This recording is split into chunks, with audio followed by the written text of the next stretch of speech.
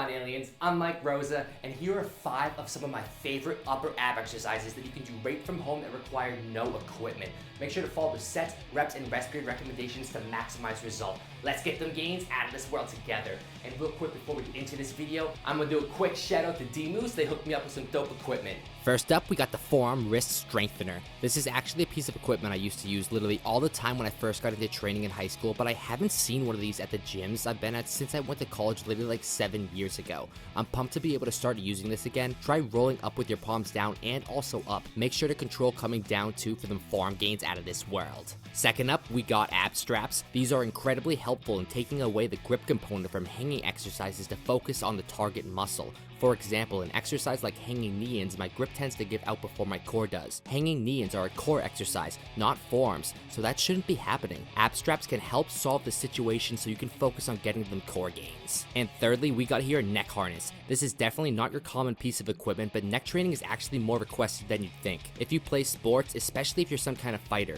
neck strength and stability reap a ton of needed benefits. With the neck harness, you can conveniently do varying types of weighted neck curls and raises. Chase that neck pump. Wow. No more bull, you can shop at D-Moose and snag yourself these products or whatever else you want. Check out the video description or first pinned comment for a direct link. Now let's not waste any more time and hop into these 5 exercises. Build those upper abs. Let's kick off exercise 1 with hand taps. I think this is a very underrated exercise because it's an easy one to cheat on. Start by setting up on your back with your feet planted and lower back pushed into the ground, engaging your core. Now, lift your rear delts off the ground with your arms out straight. You are maintaining this elevated rear delt positioning the entire exercise. That is essential and often neglected. Then you're alternating arms, reaching back while staying up until your hand touches the floor behind you. You are not just moving your arms, you're mindfully reaching, stretching out the core while staying engaged. Hand taps are a constant tension exercise, so keep squeezing.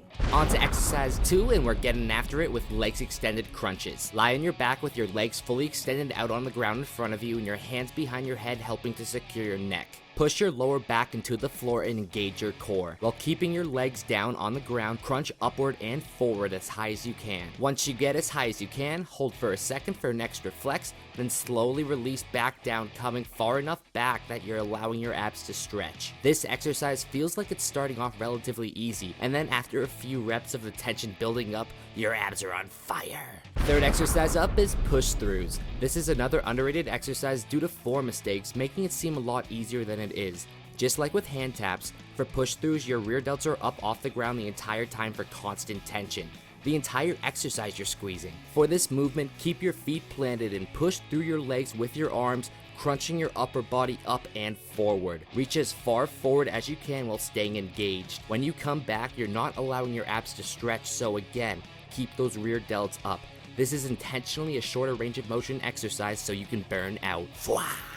Number 4 is up, and this exercise is toe touches. I have a love-hate relationship with this exercise. It's always been a difficult one for me, so I make sure to continue getting better at it. Toe touches have a similar vibe as the leg extended crunches for me, where the first few reps aren't too hard, but once that burn starts coming in, it gets torching. Set up on your back and lift your legs as straight up in the air as you can. Reach with your hands to touch your toes, which will result in your upper body crunching upward and forward. If you can't touch your toes yet, no worries. Do your best, of course, but know it's the movement concept of you crunching upward and forward that's more important than if you can touch your toes. I like to use my rear delts as a reference point coming down, so as soon as they tap the ground, I'm reaching right back up to touch my toes. Stay engaged, let's go aliens. Lastly, exercise 5, we finishing strong with heel touches. Constant tension killers today. This exercise again requires you to keep your rear delts up off the ground the whole time for constant tension. Lie on your back and plant your feet in close enough where you can keep your arms extended by your sides, and crunching forward would have you be able to touch your heels. Unlike toe touches,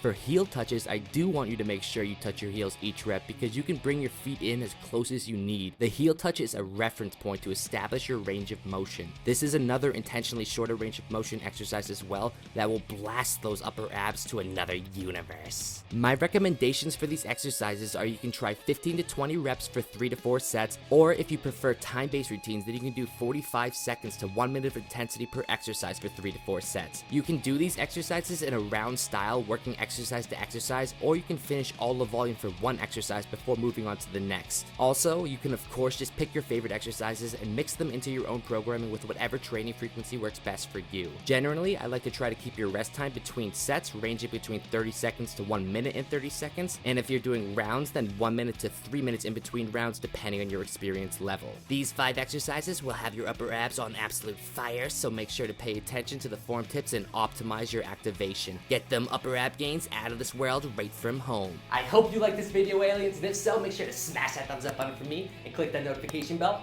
right next to subscribe so you don't miss any video uploads from me. I got a ton more content coming and you don't want to miss any. And remember, utilize the sets, reps, and rest periods I recommended throughout this video to maximize your results. And also, it's essential to keep in mind that you can build your abs in the gym, but to expose them, that's going to take place with your nutrition. You need to be at a low enough body fat percentage in order for your abs to actually show. Think about it, you can have the best abs in the world, and they won't actually show if there's a layer of fat covering them.